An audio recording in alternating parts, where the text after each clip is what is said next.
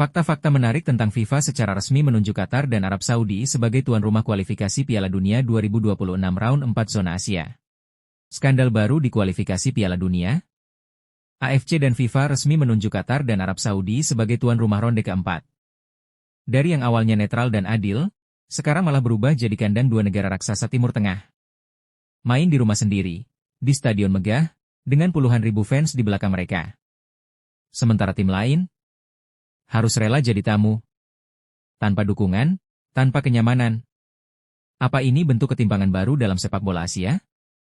Negara seperti Indonesia, Irak, Oman, atau UEA bakal makin sulit lolos karena atmosfer panas kandang lawan. Apakah ini keputusan adil, atau justru cara halus meloloskan tuan rumah, tak resmi? 1. Piala Dunia disponsori oleh perusahaan besar masing-masing tuan rumah. Qatar dan Arab Saudi resmi ditunjuk sebagai tuan rumah ronde 4 kualifikasi Piala Dunia Zona Asia. Padahal, babak ini awalnya direncanakan digelar di tempat netral untuk menjaga fair play. Tapi sekarang, dua negara kaya itu bakal bermain di kandang sendiri dengan dukungan penuh supporter dan fasilitas kelas dunia. Yang bikin tambah panas, Qatar Airways dan Aramco, dua perusahaan milik negara mereka, baru saja diumumkan sebagai sponsor resmi Piala Dunia 2026 oleh FIFA. Kebetulan, atau sinyal bahwa kekuatan uang mulai menentukan arah kompetisi. Negara lain harus datang jauh-jauh, beradaptasi dengan cuaca, supporter, dan tekanan. Sementara Qatar dan Arab Saudi diuntungkan di rumah sendiri. Apakah ini keputusan murni sepak bola? Atau skandal yang dibungkus rapi dalam logo sponsor? 2. AFC abaikan protes dari peserta ronde 4 lainnya terkait penunjukan ini.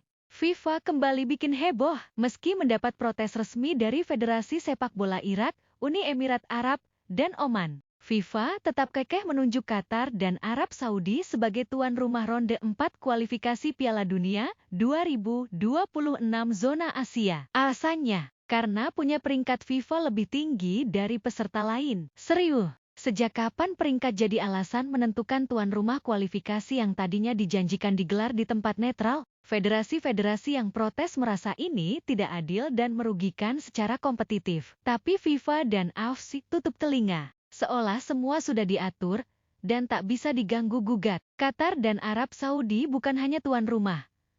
Mereka juga didukung oleh sponsor raksasa seperti Qatar Airways dan Aramco, yang kini kebetulan jadi sponsor resmi Piala Dunia 2026. Apakah ini masih soal sepak bola atau sepak uang? 3. Para wasit selalu cenderung menguntungkan Qatar dan Arab Saudi. Netral? Jangan ngaco. AFC dan FIFA resmi menunjuk Qatar dan Arab Saudi sebagai tuan rumah ronde 4 kualifikasi Piala Dunia 2026. Tapi pertanyaannya, masihkah bisa percaya netralitas? Ingat Qatar di Piala Asia? Hat-trick penalti ke gawang lawan, semuanya mencurigakan.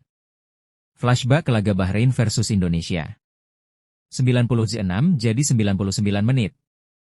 Gol lahir dari waktu yang entah datang dari mana. Saudi pun kerap diuntungkan di laga-laga krusial, apalagi saat main di rumah sendiri.